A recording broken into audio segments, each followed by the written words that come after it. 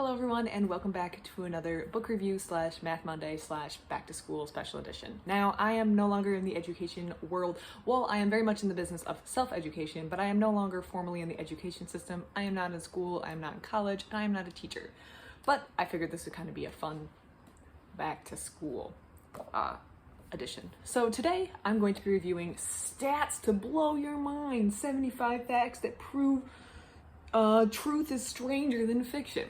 Now, I got this book because I really like data visualization. I like all the cool ways that we can visualize the statistics, and I thought this would be a super fun and easy read. It's colorful, it's not too intense, it's probably not going to teach me anything very new, but it's probably not going to be too offensive to read. So after reading this book, my mind was not blown, and I did not find the truth to be stranger than fiction. However, I did think it was a really fun way to visualize data, and I thought this would be a perfect addition if there are any teachers out there to include in a math classroom. And this could be, I feel like the book was very well done to the point where it's interesting to adults like me. I read it, I thought it was interesting, I learned a couple fun facts, but it would also be very interesting to someone who is maybe in 5th or 6th grade, so really young children who are still in late elementary, early middle school, that they would want to read this and learn about it. And it's colorful and it's presented in such a way that you have your fact, your information, and then a graphic on this side. And I think this would be like a perfect classroom book. So that's my back to school aspect, is I feel like this would be perfect in the classroom because it introduces statistics,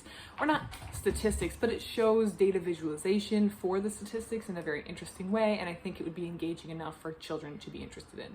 I knew I was always interested in these types of books, especially in like late elementary school. I would always get books that were similar to this nature from the library. So that's why I think it'd be a great addition to the classroom if that's what you are interested in.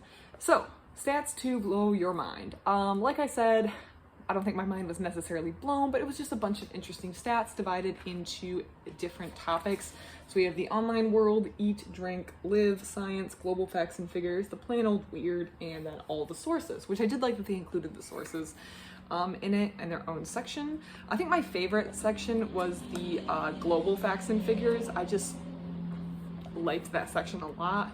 Maybe I like geography, but this was my favorite section in the whole book. I like the way that it was set up. So like I was showing before, we have the cats are playing with their toys. We have a main statistic here, we have a little bit of an explanation about it, and then there's a graphic or a figure that kind of visualizes what's being talked about here. So main fact and a little bit of details. This one is, it takes 68 days to swim the entire length of the Mississippi River, and then they go into a little more depth, and that's saying, okay, that was a marathon swimmer who did it. If you want to do it as an average person and maybe only swim like 15 miles a day, which as someone who goes to the pool to swim laps on an almost daily basis, I can still tell you that 15 miles is a lot of swimming in one day. At least it is for me.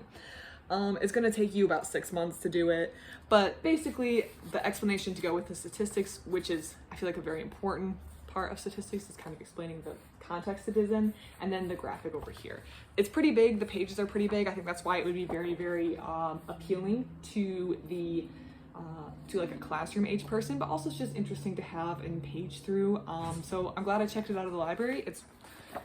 It kept me entertained for a morning, and I learned a couple stuff. There were some facts I knew, such as this one, that a very large percentage of the Canadian population lives close to the US border, or at least a very large portion of it is uninhabited, just because of the sparsely populated land.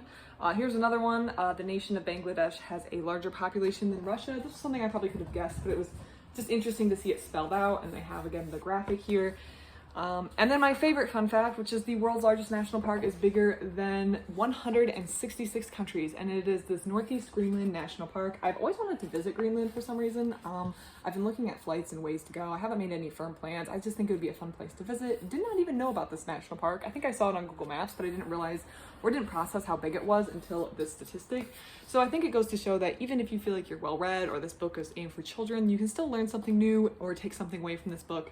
And yeah, if you're a teacher, maybe consider getting this for your classroom because I think it's really interesting. I'm gonna give this a 3-star just because like total new facts or total mind-blowing facts isn't very high, but I think it was very interesting, and the way that the data visualization was laid out was well done. So 3 stars, and let me know if you read this, what you think about it. other than that, everyone, thank you for watching. I hope you have a great rest of your day.